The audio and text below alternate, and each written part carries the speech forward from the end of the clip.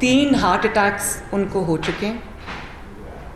2 heart attacks ان کو اس 15 سال کے عرصے میں ہوئے. تیسرا ہارٹ اٹیک ان کو اڈیالہ جیل میں ہوا. آپ کائنڈلی ذرا خاموشی پلیز اختیار کریں گے, ایسے ڈسٹرپشن ہوتی ہے پلیز. تو تیسرا ہارٹ اٹیک شاید عوام نہیں جانتی کہ جب میں اور میاں صاحب اڈیالہ میں قید تھے تو تیسرا ہارٹ اٹیک ان کو تب ہوا تھا, اور اس بارے میں مجھے اور میاں صاحب کو لاعلم رکھا گیا. وہ مجھے کیسے پتہ چلا, میاں صاحب کے علم میں وہ بات کیسے اور کب آئی, وہ میں آج آپ کو بتاؤں گی.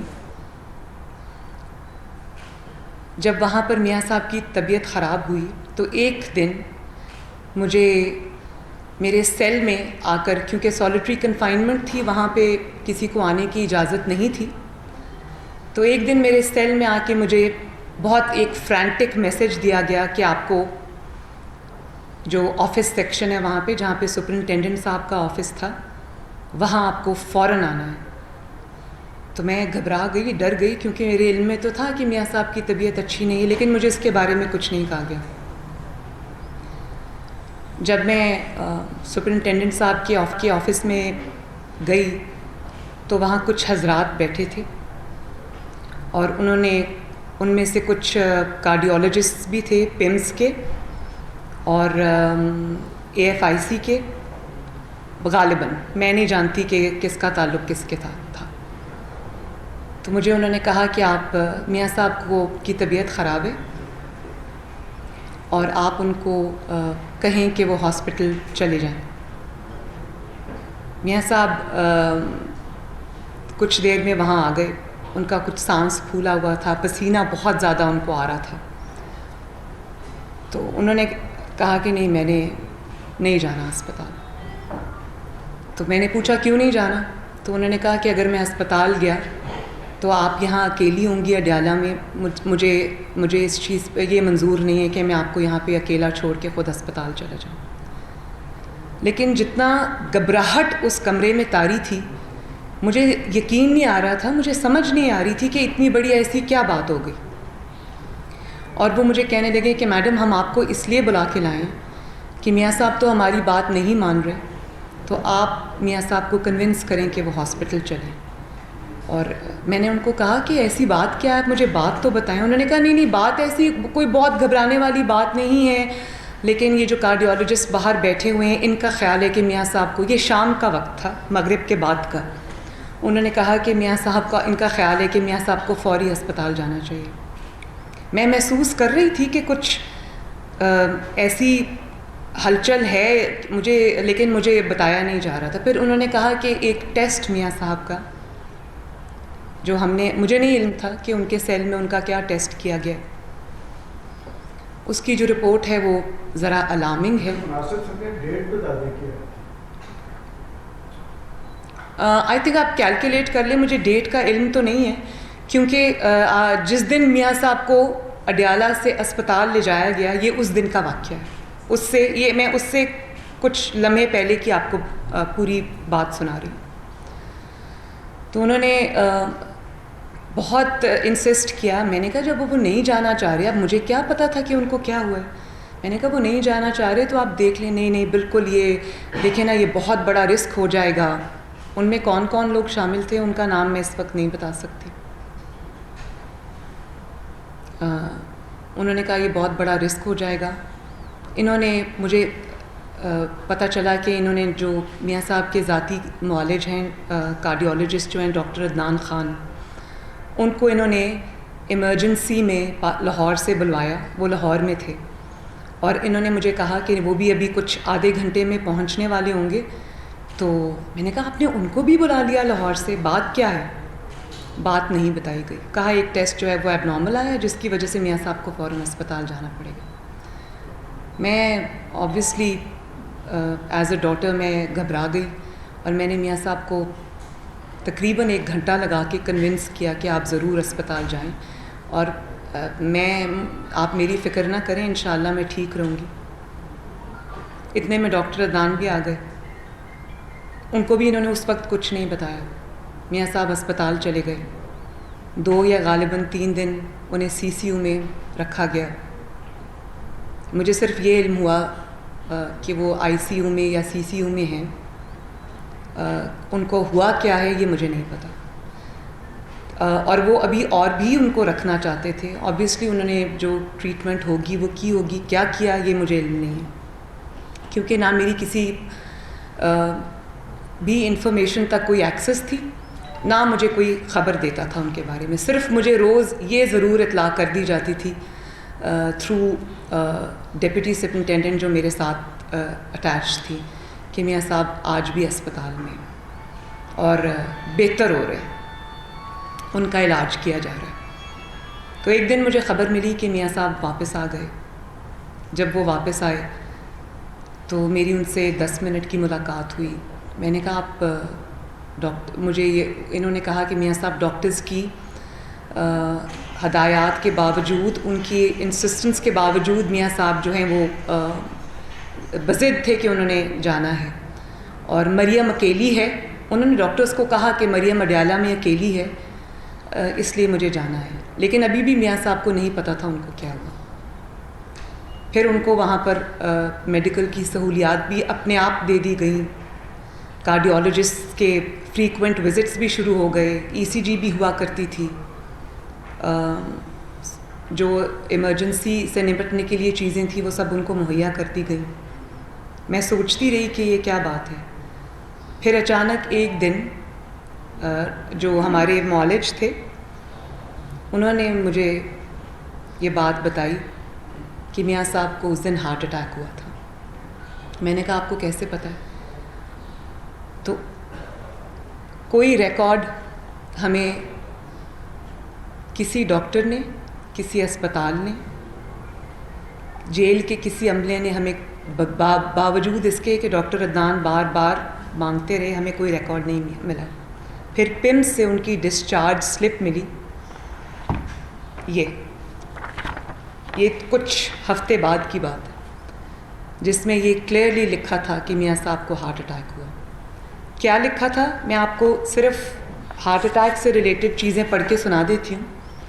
اگر آپ کائنڈلی اس کے اوپر فوکس کریں. یہ ہے ان کی ڈسچارج سرٹیفکیٹ جو انہوں نے نہ مریض کو دیا, نہ مریض کے لواحقین کو دیا, نہ اس کے معالج کو دیا. یہ آپ ذرا کائنڈلی اس پہ ذرا فوکس کریں پہلے, اور پھر میں آپ کو اس میں سے 2 یا 3 جو جملے ہیں وہ پڑھ کے سناتی ہوں. ہو گیا؟ یہ لیجیے.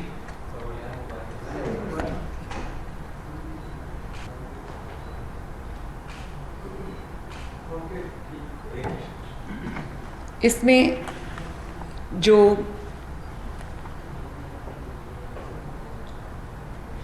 یہ ہے Pakistan Institute of Medical Sciences PIMS Islamabad, discharge certificate CCU. Patients name Mian Muhammad Nawaz Sharif son of Mian Muhammad Sharif. Admission number فلاں. Physician doctor Muhammad Naeem Malik, department of cardiology. Discharge type ہے آگے normal. Discharge date 1/8/2018. Admission date 29th. Hospital course. The patient was admitted to CCU due to complaint of pain in chest and arms with discomfort. His examination was unremarkable except scars of surgery in mid-chest. Legs and vitals were normal and ECG revealed sinus rhythm with prolonged PR and LBB. یہ جو ان کا heart block ہے. In labs, troponin level was found to be raised. Troponin level آپ کا تب raise ہوتا ہے جب آپ کو ہارٹ اٹیک ہوتا ہے. Hence, patient was admitted with the diagnosis of non-ST elevation myocardiac infarction, which is a heart attack, full-fledged heart attack. He was treated with full ACS protocol, acute coronary syndrome, which is again is heart attack, and echocardiography was normal and troponin 1 level returned to normal. Hence, patient has been discharged. उसके बाद उन्होंने PIMS में request for the constitution of a medical board for thorough medical examination in respect of NAB convict Mian Mohammad Nawaz Sharif, son of Muhammad Sharif. अब ये PIMS की अपनी recommendation है. The troponin levels were significantly raised.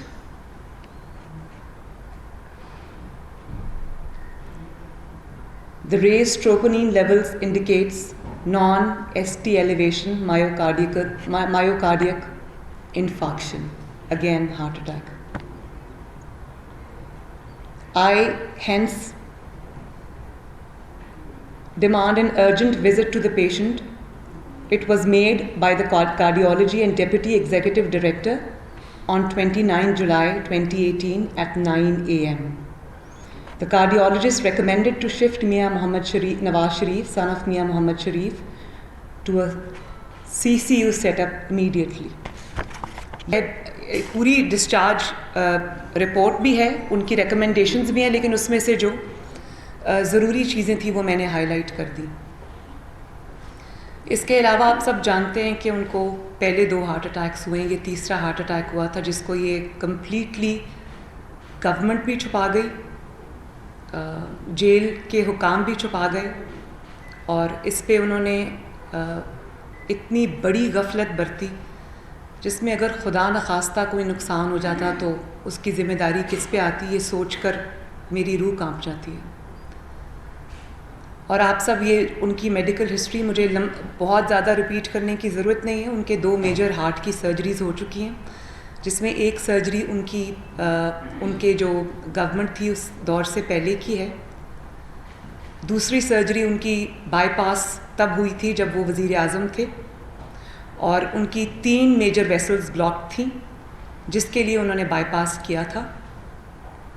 और वो गए checkup के लिए थे क्योंकि उनकी तबीयत ख़राब हो रही थी, लेकिन डॉक्टर ने क्योंकि उनको एक स्ट्रोक भी हुआ था जिसमें वो घर पे थे, मेरी वालदा साथ थी, तो उनको टांगों में तकलीफ़ हुई, वो खड़े नहीं रह सके.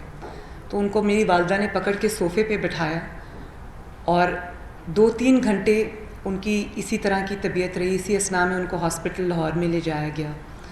तो जो MRI हुई उसमें रिवील हुआ कि एक क्लॉट था, ब्लड क्लॉट, जो उनकी टांग में कहीं किसी वेसल में चला गया था, ब्लॉक हो गई थी. लेकिन अल्लाह ताला का शुक्र था कि वो अपने आप जो है वो निकल गया और वो उस बहुत बड़े नुकसान से वो बच गए. लेकिन उनको उस वक्त स्ट्रोक हुआ था. तो जिसके बाद उनको जब उनका चेकअप हुआ तो पता चला कि आर्टरीज़ की या मेजर वेसल्स जो हैं उनकी ब्लॉकेज है. तो वो चेकअप के लिए जब लंदन गए, जो डॉक्टर उनका 15-20 साल से इलाज कर रहा था, उन्होंने कहा कि नहीं, मेरे पे बहुत ज़िम्मेदारियां हैं. पाकिस्तान इस वक्त एक ऐसे स्टेज पे है जिसमें मैं 1 महीने की छुट्टी नहीं ले सकता. तो डॉक्टर ने उनको कहा कि इस वक्त आप सिर्फ मरीज़ हैं और हम आपको वापस नहीं जाने देंगे, आपको बाईपास कराना पड़ेगा. क्योंकि 7 स्टेंट्स हैं उनके, पहले 7 स्टेंट्स हैं उनके हार्ट में पहले, वेसल्स भी. तो उन्होंने कहा कि मज़ीद स्टेंटिंग की गुंजाइश नहीं है, तो बाईपास करना पड़ेगा. तो वो बाईपास हुआ. और अब जो मियाँ साहब को प्रॉब्लम है वो ये है कि उस बाईपास में 4 ग्राफ्ट्स लगे. कुछ उनकी टांग से वेसल्स ली गई, कुछ उनके शोल्डर से ली गई. तो 3 तो माशाल्लाह पेटेंट हैं और अच्छा चल रहे हैं. एक उनका ग्राफ्ट जो है वो पहले दिन से टेक ऑफ नहीं किया. वो मेजर आर्टरी है जिसमें 90% ब्लॉकेज है अभी भी, और उसके लिए डॉक्टर्स समझते हैं कि 70% उनका ख्याल है कि एक और बाईपास की ज़रूरत है मियाँ साहब को, क्योंकि स्टेंटिंग उसकी नहीं हो सकती. اس کے علاوہ پچھلے 1 سال میں ایک ڈیولپمنٹ اور بھی ہوئی ہے، اور یہ جو گورنمنٹ نے بورڈز کانسٹیٹیوٹ کیے ہیں اسی سے ہمیں پتہ چلا کہ ان کے گردن کی جو آرٹریز ہیں، جن کو کیروٹڈ آرٹریز کہتے ہیں، جو بلڈ سپلائی برین کو دیتی ہیں، وہ 60 سے 70% جو ہے وہ بلاکڈ ہیں.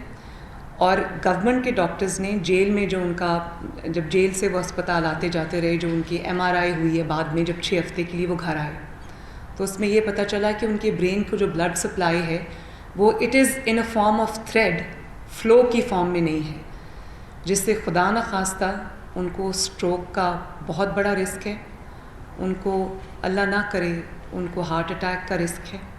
لیکن اس کے باوجود ان کو بیل نہیں دی گئی، اور کہا جاتا ہے کہ وہ اسپتال نہیں جاتے، اور وہ اگر اتنے بیمار ہیں تو وہ اسپتال کیوں نہیں جاتے، وہاں کیوں شفٹ نہیں ہو جاتے. میں آئی وٹنس ہوں، جب وہ ہسپتالوں کے چکر لگا رہے تھے، کبھی PIC میں، کبھی سروسز ہاسپٹل میں، کبھی جناح ہاسپٹل میں، تو میں ہر روز تھینکفلی مجھے اجازت تھی اسپتال میں ان کو وزٹ کرنے کی. مجھے کئی ڈاکٹرز نے آ کے یہ کہا کہ میاں صاحب کا بہت کمپلیکیٹڈ کیس ہے، یہ بہت ہائی رسک کیس ہے. ہاتھ جوڑے ایک شخص نے، ایک ڈاکٹر نے میرے آگے کہ میاں صاحب کو ہم ہاتھ نہیں لگا سکتے، اور یہ بات ہم کھلے عام کہہ نہیں سکتے، ہماری نوکری کا معاملہ ہے. اور کیونکہ ہمارے ڈاکٹرز جو ہیں وہ ان کے ہاتھ پاؤں پھولے ہوئے ہیں، تو وہ میاں صاحب کا کیس لینے کو، کیونکہ ہائی پروفائل کیس ہے، کمپلیکیٹڈ ہے، ان کی لائف کو رسک ہے، اس لیے ہم وہ کیس اپنی ذمہ داری پہ نہیں کرنا چاہتے. آپ میاں صاحب کو ان ڈاکٹرز کے پاس لے جائیں جو پہلے ان کا علاج کرتے رہیں. اور ایک دو ٹریٹمنٹس ایسے ہیں جو پاکستان میں ابھی موجود نہیں ہیں، وہ باہر ہی ہو سکتے ہیں. بہرحال یہ وجہ ہے کہ وہ ہسپتال جانے سے کیوں منع کرتے ہیں، کیونکہ صبح شام ہسپتال میں صرف ان کا بلڈ پریشر لیا جاتا ہے یا ان کی شوگر ٹیسٹ کی جاتی ہے. تو اس چیز پہ وہ تیار نہیں تھے، کیونکہ ڈاکٹرز بھی جانتے ہیں کہ ان کو کڈنی کا اسٹیج 3 مسئلہ ہے، اور جو اینجیوگرافی کے لیے ڈائی دی جاتی ہے اس سے خدا نخواستہ ارریورسبل رینل فیلئر کا خطرہ ہے. تو وہ ڈائی جو ہے وہ بہت ہی دھیان سے ایکسپرٹ ہاتھوں میں دی جانی چاہیے، جہاں پہ آپ کو یقین ہو کہ ڈاکٹرز جو ہیں وہ کسی پریشر میں نہیں ہیں، اور وہ ڈاکٹرز جو ہیں وہ بغیر کسی پریشر کے، کسی پولیٹیکل پریشر کے یا بغیر کسی نوکری کے پریشر کے ان کا علاج کریں گے. تو ورنہ پاکستان میں علاج ہو سکتا ہے، ایسا مسئلہ نہیں ہے. بہرحال ان سب حالات کو دیکھتے ہوئے، یہ حالات معزز عدالت کے سامنے تھے، لیکن اس میں کیوں ان کو بیل نہیں ملی، کیوں ان کو علاج کے لیے ریلیف نہیں ملا، مجھے اس کا علم نہیں ہے کہ اس کے پیچھے حقائق کیا ہیں. لیکن میں اس جعلی حکومت سے تو میں، اور اس جعلی وزیر اعظم سے تو میں ایکسپیکٹ کر سکتی ہوں. یہ چھوٹا آدمی ہے، لیکن کیوں عدلیہ کا دروازہ بار بار کھٹکھٹانے کے باوجود، کیوں ان کی اتنی کنونسنگ جو رپورٹس ہیں، فیکٹس ہیں، جو کہ میرے لکھے ہوئے نہیں ہیں، ان کے اپنے ڈاکٹرز کے لکھے ہوئے ہیں، اس میں کیوں ریلیف نہیں ملا، اللہ جانتا ہے اور معزز عدالت جانتی ہے. لیکن اگر میاں صاحب کو خدا نخواستہ کچھ ہوا تو اس کی ذمہ داری جو ہے وہ، خدا نخواستہ ان کی صحت بگڑی تو اس کی ذمہ داری سب جو لوگ اس میں شامل ہیں سب پہ آئے گی. میں یہ مقدمہ آج عوام کی عدالت میں رکھ رہی ہوں تاکہ 22 کروڑ عوام اس کے گواہ بن جائیں. اس سے زیادہ میں کچھ نہیں کہوں گی. دوسری بات یہ کہ نہایت چھوٹے پن کا مظاہرہ کرتے ہوئے میاں صاحب سے جو ملاقاتیں ہیں، فیملی کی بھی اور ان کے جو جماعت کے ارکان ہیں ان کے ساتھ بھی ان کی ملاقاتوں پر پابندی لگا دی گئی ہے. پچھلی دفعہ جب ہم یہ جمعرات کو جو ہماری ملاقات تھی، اس میں مجھے فون آیا صبح کہ 5 لوگوں سے زیادہ، وہ بھی بلڈ ریلیشنز جو ہیں، ان سے زیادہ کسی کو جانے کی اجازت نہیں ہے۔ تو شہباز صاحب گئے، میں گئی، میرے بچے گئے۔ میاں صاحب کی والدہ ان کو نہیں مل سکی۔ میاں صاحب کی ایک ہی بہن ہے، وہ گیٹ سے واپس گئیں۔ شہباز صاحب کی بیٹیاں نہیں مل سکیں، وہ واپس گئیں۔ اور اس بار میں نے ایک عجیب چیز دیکھی، جب ہم میٹنگ شروع ہونے والی تھی تو میں کمرے میں آ کے بیٹھ گئی۔ میاں صاحب کو کچھ دیر بعد لایا جاتا ہے تو ایک صاحب وہاں تشریف فرما تھے، اور میں نے مناسب نہیں سمجھا پوچھنا۔ میاں صاحب جب آئے، شہباز صاحب بھی موجود تھے، میں بھی تھی، تو میاں صاحب نے پوچھا کہ میرے ڈاکٹر کہاں ہیں۔ ان کے ڈاکٹر میرے ساتھ گئے تھے، ڈاکٹر عدنان، ان کو انہوں نے باہر کھڑا رکھا، 2 گھنٹے ان کو اندر نہیں آنے دیے، حالانکہ وہ ویکلی اسیسمنٹ کرتے ہیں ان کو دیکھتے ہیں، ان کی جو دوائیوں میں رد و بدل چاہیے ہوتا ہے، مینجمنٹ جو ہوتی ہے وہ کرتے ہیں۔ کیونکہ ابھی پچھلے دنوں میاں صاحب کو ایک ایپیسوڈ ہوا تھا، اس میں کیا رزلٹس آئے تھے، ان کو کیا ہوا تھا، یہ کچھ دیر پہلے کی بات ہے۔ میں نے اسی دن ٹویٹ کیا تھا جب مجھے پتہ چلا کہ میاں صاحب کو رات کو 2-2:30 بجے کے قریب چوکنگ ہوئی تھی۔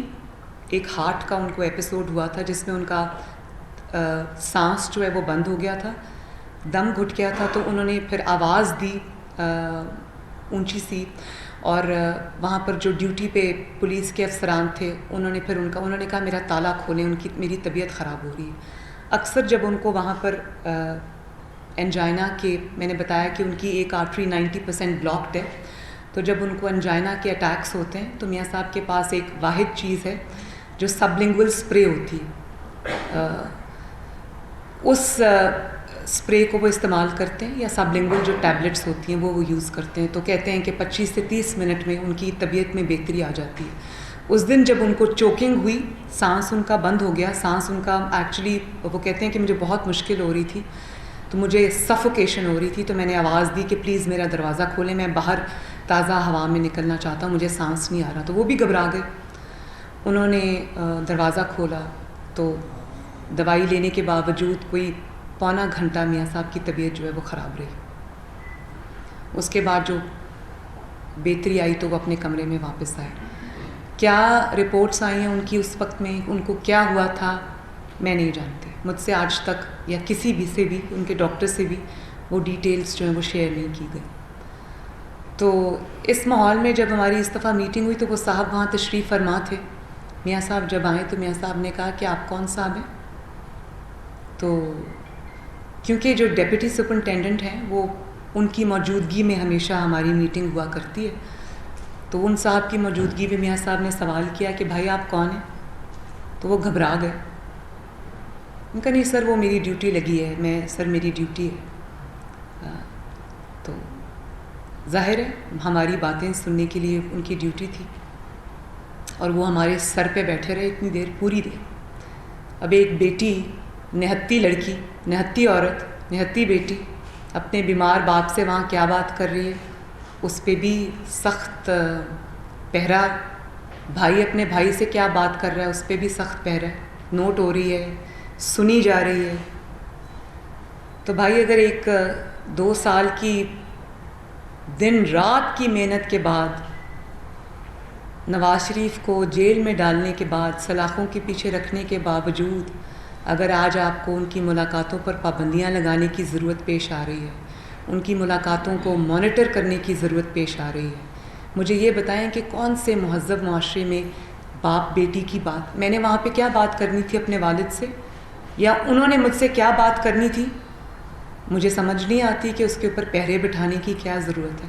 کون سا اخلاق، تہذیب اس چیز کی اجازت دیتی؟ قیدیوں کے بھی کچھ حقوق ہوتے ہیں، شرم آنی چاہیے۔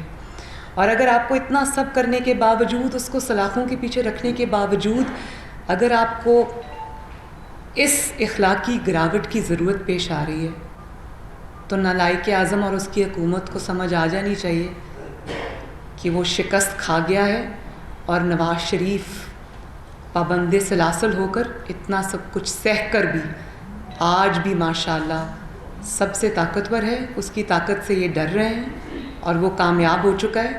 اس کو سزا, مجھے اس پہ کوئی دو رائے نہیں ہے.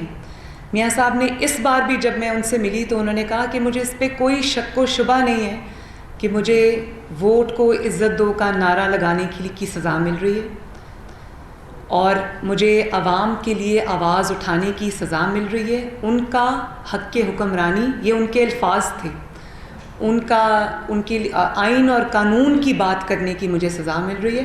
اور میں بہت اللہ تعالیٰ کے دیے ہوئے حوصلے کے ساتھ میں اس جنگ کو لڑ رہا ہوں. میں ایک منٹ کے لیے بھی نہیں گھبرایا. جب میں یہ سوچتا ہوں کہ یہ جنگ میرے عوام کے لیے, یہ سزا میں اپنے عوام کے لیے برداشت کر رہا ہوں, تو مجھے ہمیشہ ایک نیا حوصلہ ملتا ہے. تو نہ ان پہ کوئی کرپشن ثابت ہوئی, نہ ان کے اوپر کوئی ایسا مقدمہ ہے, اقامہ پہ ان کو نکالا گیا. جج خود لکھ رہا ہے کہ کوئی کرپشن ثابت نہیں ہوئی, تو ایزمپشنز پہ ان کو سزا ہے. اس میں کوئی دو رائے نہیں ہے کہ وہ سیاسی قیدی ہیں, وہ ووٹ کو عزت دو کی سزا بھگت رہے ہیں, وہ آئین اور قانون اور سویلین بالادستی کا نعرہ لگانے کی سزا بھگت رہے ہیں. اور اس میں انشاءاللہ تعالیٰ وہ اکیلے نہیں ہیں, ان کے ساتھ کروڑوں عوام ہیں. تو یہ مقدمہ جو ہے میں آپ سب کے سامنے رکھنا چاہتی تھی. باری باری کیجیے تاکہ میں سب کا جواب دوں.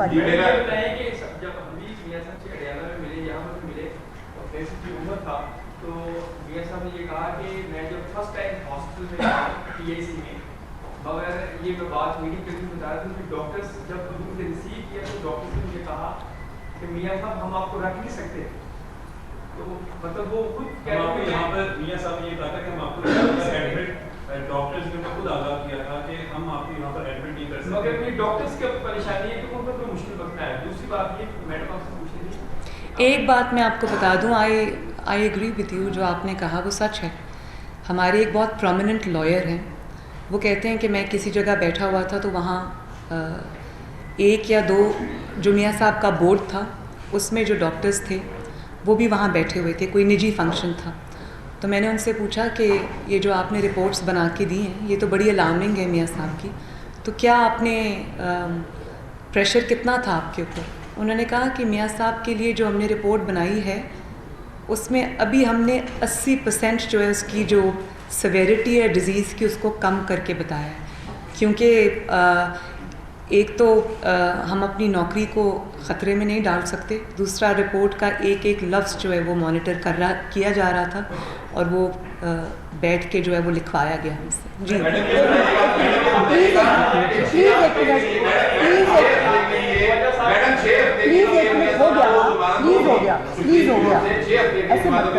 اور تحریک انصاف کا کہنا یہ ہے کہ ان 6 ہفتوں کے دوران انہوں نے اپنا علاج نہیں کرایا بلکہ صرف ٹیسٹ پہ اتفاق کیا.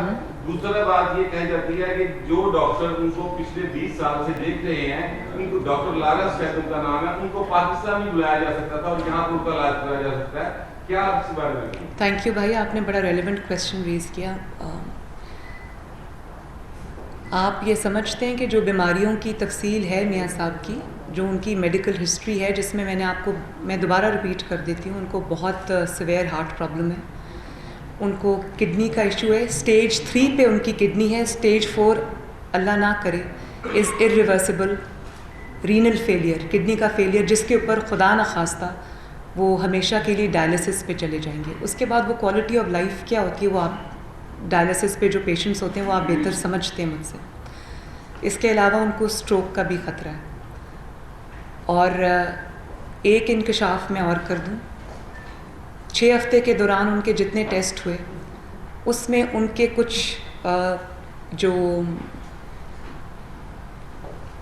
چیسٹ میں ان کی کچھ غدود ایسے ہیں جو بڑے ہوئے ہیں جن کی بائیوپسی ہونی ضروری ہے, اور وہ سرجیکل بائیوپسیز ہوں گی کیونکہ وہ ہر کلسٹر میں سے ایک لمف نوڈ کو اٹھا کر یا چند لمف نوڈز کے کلسٹرز کو اٹھا کے, وہ میری والدہ کا جو کیس تھا وہ سینے میں سے وہ 2-3 جگہ پہ ان کی سرجیکل بائیوپسیز ہونی, جو کہ ان اٹ سیلف ایک کمپلیٹ آپریشن ہوتا ہے. اس میں وہ ایکسٹریکٹ کرتے ہیں, ایکسیجن بائیوپسی اس کو کہتے ہیں, وہ ایکسٹریکٹ کرتے ہیں اس میں کلسٹرز میں سے اٹھاتے ہیں اور 1 2 3 ہفتوں کے یا مہینے کے وقفے کے ساتھ وہ ڈفرینٹ جگہوں سے وہ لے کے ان کی سرجیکل بایوپسیز کرتے ہیں.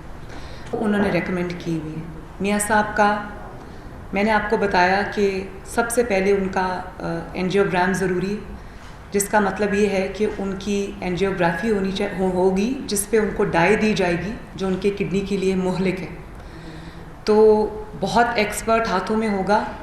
ڈائی ایسی دی جائے گی، سلولی دی جائے گی، سٹیجز میں ہوگا جو ان کے کڈنی کو افیکٹ نہ کرے اور خدا نخواستہ رینل فیلئر کی طرف معاملہ نہ جائے. تو یہ کوئی زکام کھانسی کا علاج نہیں ہے جو 6 ہفتے میں ہو جائے گا. میاں صاحب کا علاج ایک آن گوئنگ چیز ہے جس کو مہینے نہیں شاید سال لگ جائیں گے. ایک سرجری ان کو پیس میکر ڈلنا ہے، وہ ایک الگ سرجری ہونی ہے ان کی. ایک ان کو ایسی ڈیوائس لگنی ہے جو ہارٹ کے ارد گرد لگتی، جس کی تاریں ہارٹ میں جاتی ہیں، جو آپ کو خدا نخواستہ کارڈیک اریسٹ سے بچاتی ہے. تو یہ ملٹیپل سرجریز ان کی ہونی ہے. 6 ہفتے میں نہیں ہو سکتی تھی. 6 ہفتے میں ان کے سارے ٹیسٹ مکمل ہوئے، جن ٹیسٹ کی رپورٹ جو ہیں وہ ہم نے عدالت میں جمع کرا دی تھی. ان کو پرابیبلی مہینے اور سال لگیں گے ان کے علاج کے لیے، کیونکہ یہ نہیں ہو سکتا کہ آج آپ دل کی سرجری کریں، پرسوں آپ ان کی ایکسیجن بایوپسی کریں، اس سے اگلے دن ابھی وہ ہوش میں نہ آئے ہوں تو آپ ان کی کوئی جو یہ پیس میکر لگانے کی سرجری کریں، اس سے اگلے ہفتے. یہ تو نہیں ہو سکتا نا بھائی. تو یہ چیزیں عدالت کے علم میں لائی گئی تھیں. سارے جو حقائق ہیں وہ عوام تک نہیں پہنچتے. تو یہ سب چیزیں کہ کیوں 6 ہفتے میں ان کا علاج نہیں ہو سکتا، 6 مہینے میں بھی نہیں ہو سکتا. ان کو علاج چاہیے اور وہ اوور دا منتھس اور ایئرز ان کو ہوگا. ایک سرجری سے وہ ریکور کریں گے تو ان کا دوسرا علاج ہوگا، دوسری سرجری سے وہ ریکور کریں گے تو ان کا تیسرا علاج ہوگا. سائملٹینیسلی یہ سب کچھ نہیں ہو سکتا. تو 6 ہفتے میں تو بھائی کھانسی اور زکام کا علاج نہیں ہوتا. شکریہ. جن ڈاکٹر صاحبان نے میاں نواز شریف صاحب کے بائی پاس کیے تھے، جو ان کے متعلقہ ڈاکٹرز ہیں باہر، ان 6 ہفتوں میں کیا آپ کا ان سے رابطہ بھی ہوا؟ اور جو رپورٹس یہاں کی ہیں انہوں نے وہ رپورٹس آپ نے انہیں بھجوائیں؟ اور دوسرا کویشچن میرا یہ ہے کہ آپ نے کہا کہ خدا نخواستہ اگر میاں صاحب کو کچھ ہوتا ہے تو وہ سب لوگ ذمہ دار ہوں گے. کیا آپ پرائم منسٹر کے علاوہ بھی کسی کو ذمہ دار سمجھتے ہیں؟ میں نے جب سب کہہ دیا تو اس میں سب آ گئے. اور میاں صاحب کے جو ڈاکٹرز ہیں ان کی تمام رپورٹس جو ہیں، جو باہر ان کے معالج ہیں، اپنے اپنے ایریا کے اسپیشلسٹس ہیں، ورلڈ ریناؤنڈ نام ہیں، ان کی پروفائلز کے ساتھ ان کی رپورٹس، ان کی ریکمنڈیشنز ساری عدالت میں پیش کی گئی تھی. تو آپ کے سوال کو ان کی سب کی کاپیز بھی موجود ہیں، اگر آپ کہیں گے تو میں مہیا کر دوں گی.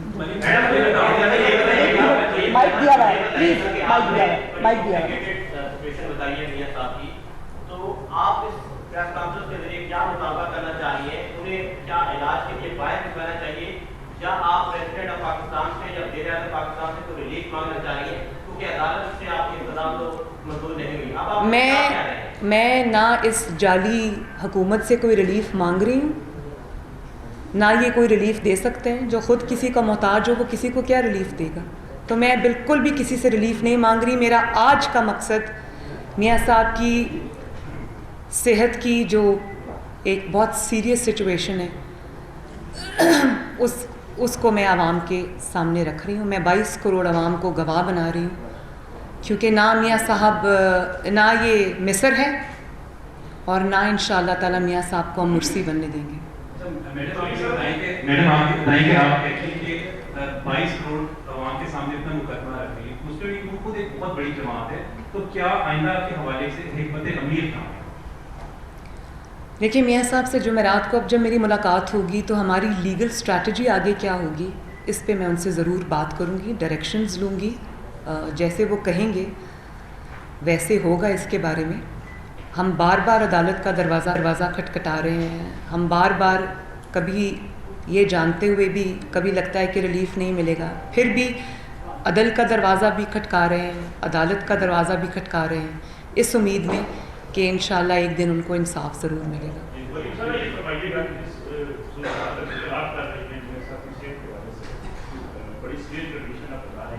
حالات میں جو مسلم لیگ نواز کی لیڈرشپ ہے شہباز شریف صاحب جو پارٹی کے صدر ہے وہ حکومت کے ساتھ مل کر میثاق جمہوریت میثاق معیشت کرنے کی بات کر رہے ہیں اور اس قسم کا تاثر جا رہا ہے کہ شاید وہ حکومت کے ساتھ کچھ ایسی بات چیت کرنا چاہتے ہیں کہ اس سلسلے میں حکومت کو سپورٹ کرنا چاہتے ہیں. جب آپ کی اپوزیشن آپ کی اپنی پارٹی حکومت کے ساتھ اس حد تک تعاون کر کر آئے ان کو یہ سب سرکار نہیں. دیکھیے شہباز صاحب پاکستان مسلم لیگ نون کے صدر ہیں, لیڈر آف دی اپوزیشن ہیں, اور ان کا میرے سے بہت زیادہ ایکسپوجر بھی ہے, پولیٹیکل ایڈمنسٹریٹو بھی. ان کی جو حب الوطنی ہے اس پہ ذرہ برابر بھی کسی کو شک نہیں ہے, اور انہوں نے جو میثاق معیشت کی بات کی ہے اس میں ڈیفینیٹلی ان کے پیش نظر وہ چیزیں ہوں گی جو شاید میرے پیش نظر نہیں ہیں. اس میں ملک کا جو آگے بڑھنا چلنا, پارلیمنٹ کا جو تقدس ہے, جو ہم دیکھا پارلیمنٹ میں کیا ہوا, وہ ان کے پیش نظر رہا ہوگا. ان کی ایک اپنی رائے ہے.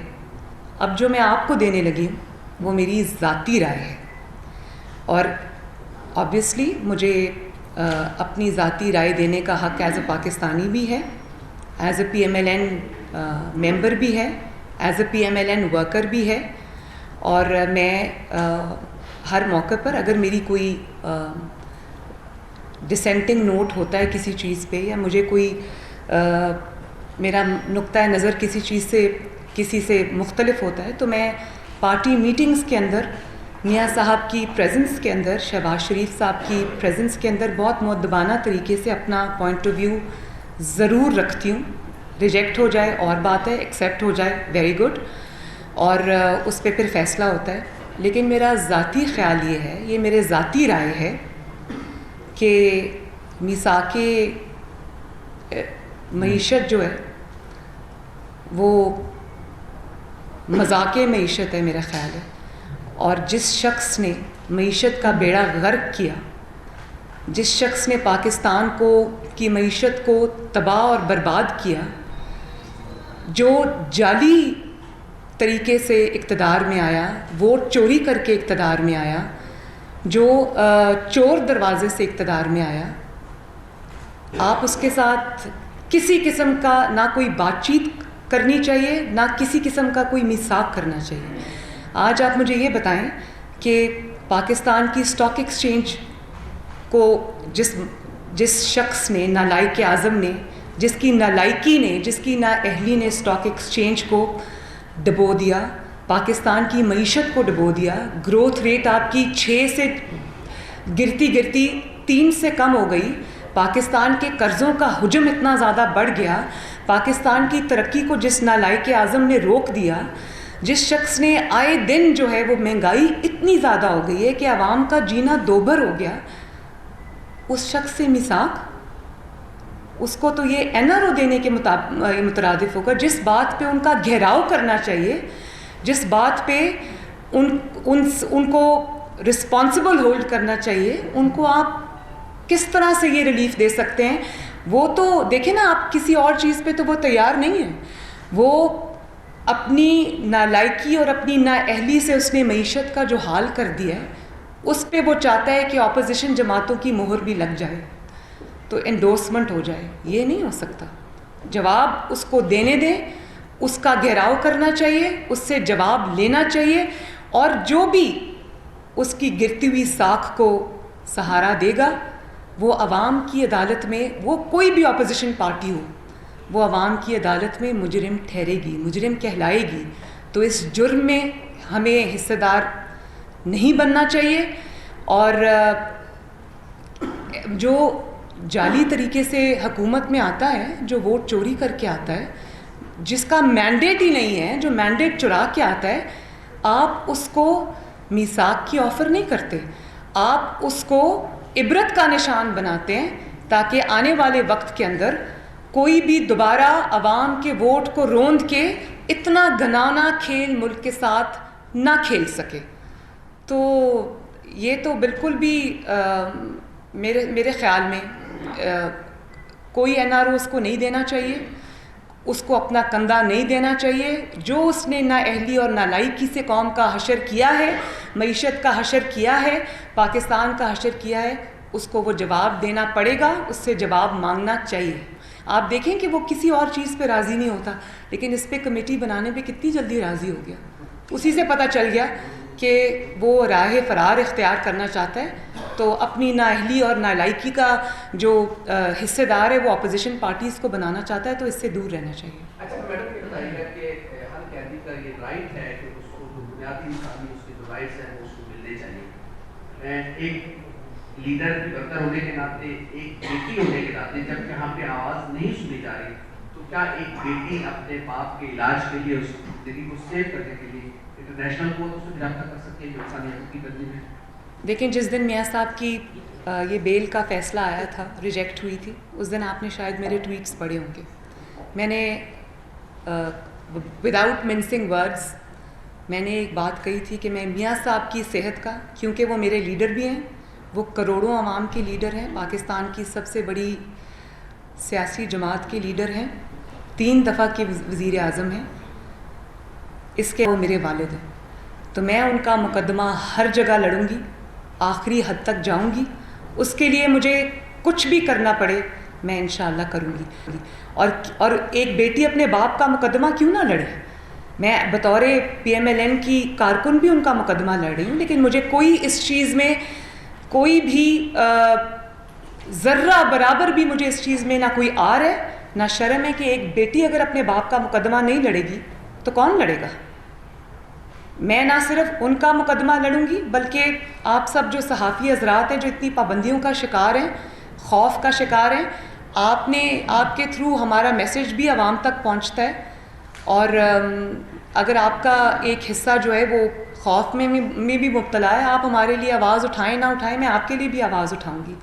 میں اس ملک میں جو اظہار رائے پہ پابندی, آلموسٹ پابندی لگ گئی ہے, میں اس کے خلاف بھی آواز اٹھاؤں گی. میں قربانی کا بکرا بننے کو تیار ہوں. میں اپنے آپ کو آفر کرتی ہوں ہر چیز کے لیے.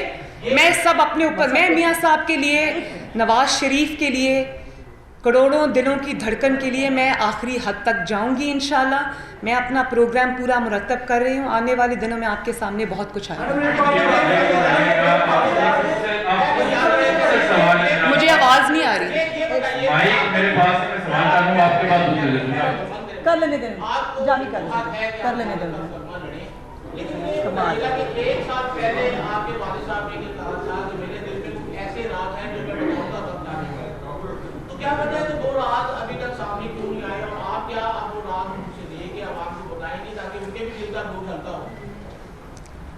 دیکھیں, بہت مشکل کام ہے, بہت دل جگر کا کام ہے کہ آپ کو سب پتہ ہو اور آپ ملک اور قوم کی خاطر برداشت کریں, اپنے اوپر سہ جائیں, اپنی بیٹی کو جیل میں جاتا دیکھیں, اپنی بیوی کو بستر مرگ پہ چھوڑ کے آئیں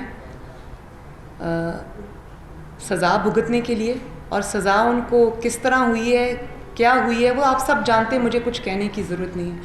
جبکہ وہ ایک ہی دن میں, ایک ہی لمحے میں سب کچھ عوام کو بتا بھی سکتے ہیں. اپنا مقدمہ ان کا بہت کنونسنگ ہے, کر بھی سکتے ہیں, لیکن اس کے باوجود کہ ملک کو وہ کوئی ایسی پرسنل کوئی ایسی چیز کر کے ملک کو کسی اور بحران سے اگر دوچار ہوتا ہے تو اس پہ انہوں نے بہت صبر کیا. اور یہ صرف ایک اتنے بڑے لیڈر کا حوصلہ ہے, ورنہ 5 منٹ سے زیادہ کا کھیل نہیں ہے. جی فرمائیے. یہ فرمائیے کہ جیل میں قید کے بعد حالت میں میاں محمد نواز شریف صاحب کیا میثاق معیشت کے حامی ہیں یا وہ بھی اس سے مذاق معیشت حاصل؟ وہ بالکل اس کے حامی نہیں, اور وہ یہ چاہتے ہیں کہ بالکل اپوزیشن کسی قسم کی کوئی کمزوری نہ دکھائے. وہ یہ سمجھتے ہیں کہ ترقی کرتا ہوا پاکستان اگر آج تنزلی کی طرف چلا گیا ہے تو اس کا حساب کتاب ہونا چاہیے, نہ کہ اس کے اوپر کمیشنز بننے چاہیے. جی ایک تحقیقاتی کمیشن حکومت نے قائم کیا ہے کہ ماضی کی 10 سالہ حکومتیں جو ہیں انہوں نے بڑے پیمانے پہ قبضے لیے, آپ نے بھی قرضوں میں اضافے کا ذکر کیا ہے اور عملاً صورتحال یہ ہے کہ پاکستان کی معیشت آج قرضوں کی معیشت بن چکی ہے. اس تحقیقاتی کمیشن کے حوالے سے آپ کی رائے کیا ہے؟ اور جس معاشی صورتحال کا آپ نے ذکر کیا ہے, اس معاشی صورتحال کے خلاف آپ کی پارٹی کب سڑکوں پہ آ رہی ہے؟ آپ نے 2-3 سوال اکٹھے کر دیے ہیں, تو پہلے کمیشن کا جواب دے دوں. دیکھیں, جس شخص نے اپنے 10-11 ماہ کی مدت میں, پہلی جو ان کا فسکل ایئر ہے ابھی کمپلیٹ نہیں ہوا, اس میں 5,000 ارب کے قرضے وہ نالائق اعظم لے چکا ہے.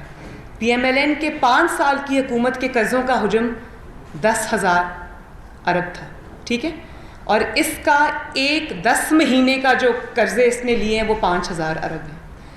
تو جس شخص نے 10 ماہ میں تیز ترین سپیڈ, سب سے زیادہ قرضے لینے کا ریکارڈ بنایا, جس نے اس قرضے کا 1 روپیہ بھی کسی عوامی منصوبے پہ نہیں لگایا, جس نے ایک اینٹ لگائے بغیر عوام کو, پاکستان کو قرضوں کے بوجھ تلے دبا دیا ہے, وہ آج کمیشن بنانے کا مطالبہ کر رہا ہے. وہ آج کمیشن بنا رہا ہے جس کو, جو قرضوں کا اصل مجرم ہے, جس کو حساب دینا ہے کہ اس نے 10 مہینے کے عرصے میں اس نے ریکارڈ قرضے کیوں لیے. کبھی کسی پاکستان کی 70 سال کی تاریخ میں اتنی تیزی سے قرضوں کا حجم نہیں بڑھا, اور وہ بجائے سوال کا جواب دینے کے, بجائے اس کے کہ وہ آج کٹہرے میں کھڑا ہو, وہ کمیشن بنا رہا ہے.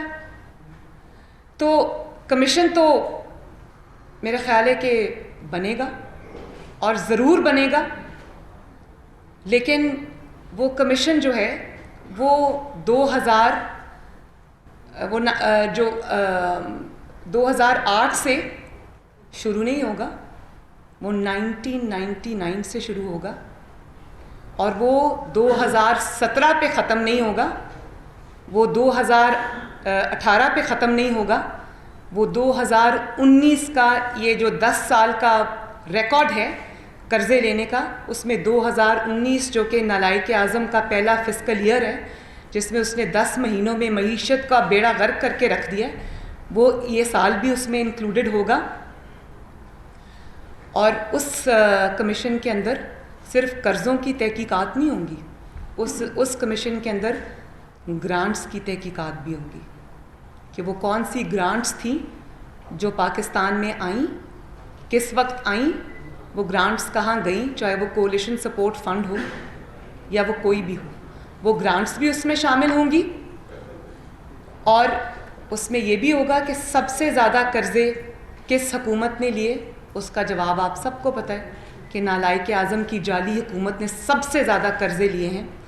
اور پھر ایک چیز جو اس میں بہت امپورٹنٹ ہے وہ یہ ہے کہ مسلم لیگ نون نے جو قرضہ لیا تھا 5 سال میں, اس کے پاس تو دکھانے کے لیے, اس قرضوں کی دکھانے کے لیے اس کے پاس بہت بڑے بڑے منصوبے ہیں, جس کے اندر سلمان غنی صاحب سنیے, جس کے اندر 11,000 میگا واٹ بجلی کے منصوبے شامل ہیں, اس کے اندر بھکی کا منصوبہ شامل ہے, اس میں تربیلا 4 کا منصوبہ شامل ہے, اس میں نیلم جیلم کا منصوبہ شامل ہے, اس کے اندر یہ کچی کنال کا منصوبہ شامل ہے, اس کے اندر حویلی بہادر شاہ کا منصوبہ شامل ہے, اس کے اندر 1700 کلومیٹر جو ہے وہ state of the art world class motorways شامل ہیں.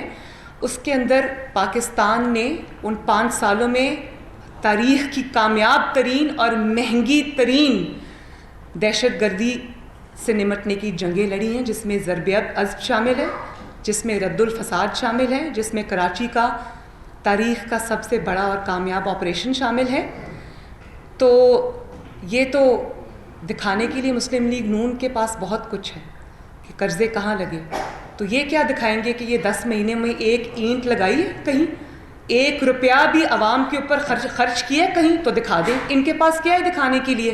کیا وہ جو بلین ٹریز لگائے ہیں جو لگے ہی نہیں ہیں وہ ہیں دکھانے کے لیے, یا پھر ان کے پاس وہ جو BRT کا منصوبہ ہے, پشاور کا ریپڈ بس جو منصوبہ ہے, جس کے وجہ سے جو پشاور ہے وہ کھنڈرات میں تبدیل ہو گیا ہے, جس کو پتہ نہیں کہ اربوں روپے اس کا بڑھ گیا ہے بجٹ جو ہے، اور وہ کب بنے گا، کب پورا ہوگا، کیا وہ دکھائیں گے عوام کو؟ کیا بتائیں گے؟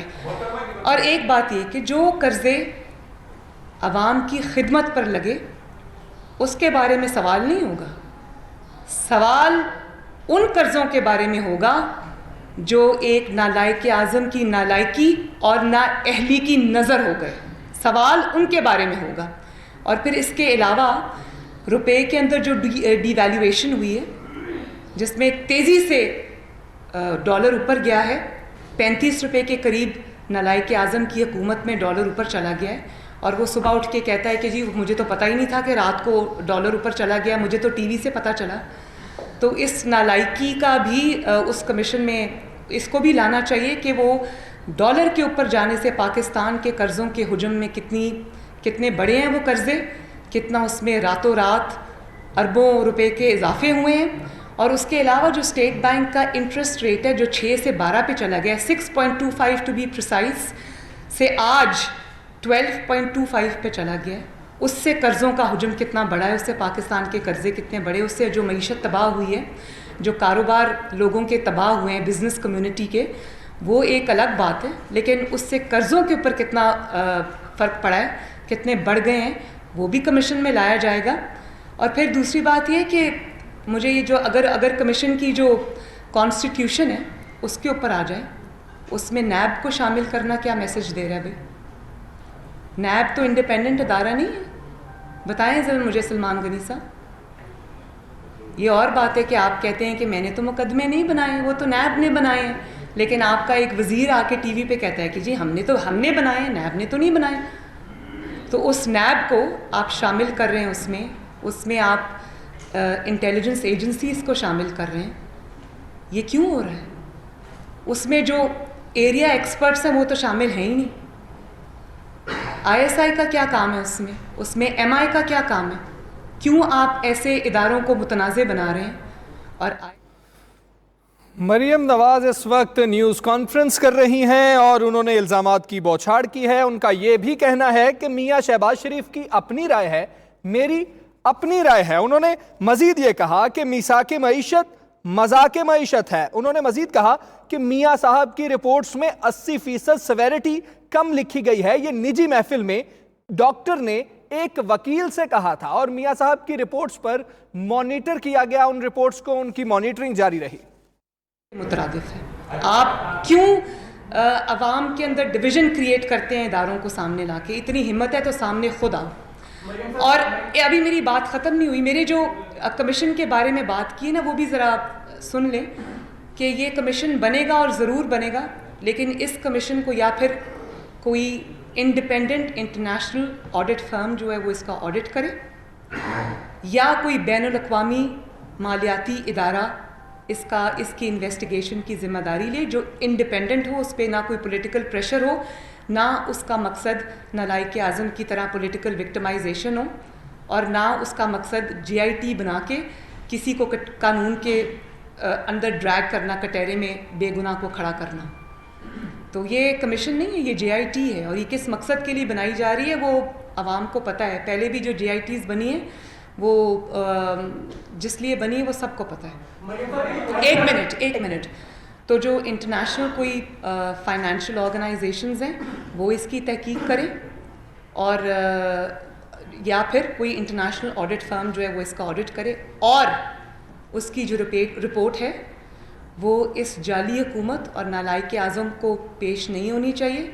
اس کی رپورٹ پارلیمنٹ کو پیش ہو، پارلیمنٹ دیکھے اور فیصلہ کرے کہ اگر کوئی irregularity ہے تو اس کا ذمہ دار کون ہے، اور پارلیمنٹ فیصلہ کرے کہ اس رپورٹ وہ کتنی انڈیپینڈنٹ رپورٹ ہے، اور اس ایسے شخص کو اس کی رپورٹ جائے جس کو معیشت کی الف بے نہیں پتہ، جس نے معیشت کو ڈبونے میں کوئی کسر نہیں چھوڑی، جس کو یہ پتہ ہی نہیں ہے کہ معیشت ہوتی کیا ہے، اور چند دوستوں کو نوازنے کے لیے اگر وہ چینی کے ریٹ جو ہیں وہ اوپر چلے جاتے ہیں تو ایسے شخص کے ہاتھ میں آپ یہ فیصلہ دینا چاہتے ہیں؟ بالکل کسی سیاسی جماعت کو اس کمیشن کے آگے پیش نہیں ہونا چاہیے۔ یہ ذاتی مقاصد کے لیے بنایا گیا ہے، جو اہداف ان کو پولیٹیکل وکٹمائزیشن کے دوسرے ہتھ کنڈوں سے حاصل نہیں ہوئے، وہ اس سے حاصل ہونے چاہیں.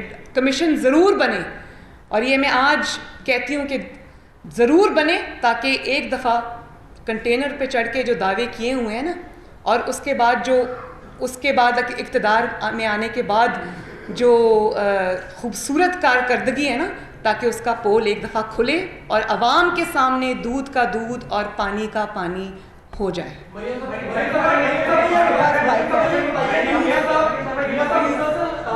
جیل میں بند ہیں وہ مقابلہ کر رہے ہیں اور آپ ہی سڑکوں پہ نکلی، آپ ہی مقابلہ کر رہی ہیں، لیکن اس کے باوجود جو اسحاق ڈار صاحب ہیں وہ مسلسل مجھ سے مغرور ہیں. انہوں نے برطانیہ میں جو سیاسی پناہ کی درخواست بھی کر دی ہے، تو اس میں کیا کہتی ہیں؟ بہت اچھا کیا انہوں نے، بہت اچھا کیا انہوں نے. یہاں پہ احتساب ہو رہا ہو نا، تو پھر ضرور اس احتساب کے آگے آ کے پیش ہوں.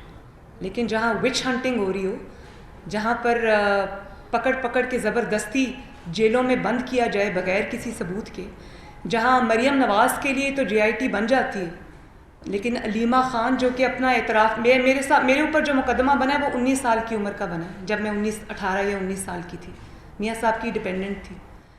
تو جو عورت اپنا جرمانہ بھر کے اعتراف جرم کر چکی ہے، ایمنیسٹی اسکیم سے دونوں بھائی بہنوں نے فائدہ اٹھایا ہے، جو کہ اعتراف جرم ہے کہ پہلے ہم نے یہ چھپایا تھا، جھوٹ بولا تھا، اور اب ہم ایمنیسٹی اسکیم کا دونوں بہن بھائیوں نے، علیمہ خان ہو یا وہ عمران خان ہو، دونوں بھائیوں نے ایمنیسٹی اسکیم سے فائدہ اٹھایا، اعتراف جرم کیا کہ پہلے ہم غلط تھے، تو اس کے بعد ہم نے اپنا بلیک منی جو ہے وہ وائٹ کرا لیا. تو پھر GIT تو اس پہ بھی بننی چاہیے نا. تو یہ ڈسکرمنیشن کیوں؟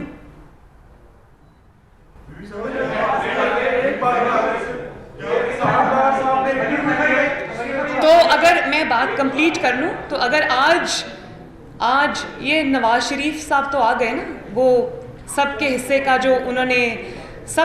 کا جو ظلم تھا وہ انہوں نے اپنے سینے پہ سہ لیا. لیکن کیوں آئے باقی؟ جس دن پاکستان کے اندر انصاف ہوگا اس دن یہ سب آئیں گے، اپنا احتساب بھی دیں گے اور انشاءاللہ سرخرو بھی ہوں گے. چھپانے کے لیے کچھ نہیں ہے ہمارے پاس. جو بات آپ کر رہی ہیں وہ بلاول بھی کر رہا ہے کہ آپ دونوں مل کر حکومت کے خلاف کنٹینر پہ چڑھ کر تحریک چلائیں گی. اور دوسرا میرا سوال، کیا نواز شریف کے ساتھ جیل میں کسی ایسے شخص نے ملاقات کی ہے جس کی یہ کہا گیا، آپ کو پیغام دیا گیا کہ آپ حکومت کے خلاف بات نہ کریں؟ میرے علم کے مطابق میاں صاحب سے ایک تو کسی کی ایسی ملاقات ہوئی نہیں، نہ میاں صاحب ایسی ملاقاتیں کرتے ہیں. اگر وہ ایسی ملاقاتیں کرتے ہوتے تو اس وقت سلاخوں کے پیچھے نہ بیٹھے ہوتے. نمبر 2، آپ نے جب بلاول کی بات کی ہے تو بلاول کی اپنی جماعت ہے، میری اپنی جماعت ہے، وہ پاکستان پیپلز پارٹی ہے، ہم پاکستان مسلم لیگ نون ہیں. ان کا اپنا ایجنڈا ہے، ہمارا اپنا پولیٹیکل ایجنڈا ہے. ان کا اپنا مینیفیسٹو ہے، ہمارا اپنا مینیفیسٹو ہے. ان کی اپنی پالیسی ہے، اسٹریٹجی ہے، ہماری اپنی پالیسی ہے، اسٹریٹجی ہے. لیکن میں صرف پیپلز پارٹی کی بات نہیں کرتی. مولانا صاحب جو ہیں JUIF اور جتنی بھی اور پولیٹیکل جماعتیں ہیں، جس کے اندر ANP بھی شامل ہے، جس کے اندر چھوٹی چھوٹی علاقائی جماعتیں بھی شامل ہیں، میرا خیال ہے کہ پاکستان کے انٹرسٹ کے اندر اور اس جعلی حکومت کو فارغ کرنے کے لیے، اس کو جو انہوں نے ظلم معیشت کے ساتھ اور پاکستان کے عوام کے ساتھ روا رکھا ہے، جس طرح آج بھی آپ کو پتہ ہے کہ آج بھی صبح خبر آئی کہ آٹے کی بوری کے اندر ایک 20 کلو کے جو آٹے کا تھیلا ہے اس میں بھی اضافہ ہوا ہے. تیل جو پکانے کا تیل ہوتا ہے اس کے اندر بھی اضافہ ہوا ہے 100 روپیہ. میدے کی بوری میں بھی اضافہ ہوا. اور آج بجلی کے بلوں کو بڑھانے کے لیے، بجلی کی قیمت بڑھانے کے لیے بھی آج سفارش آ گئی. تو یہ جو تنزلی پاکستان کی معیشت کی ہو رہی ہے، اس کو مہینوں نہیں سال لگ جائیں گے ٹھیک ہونے میں.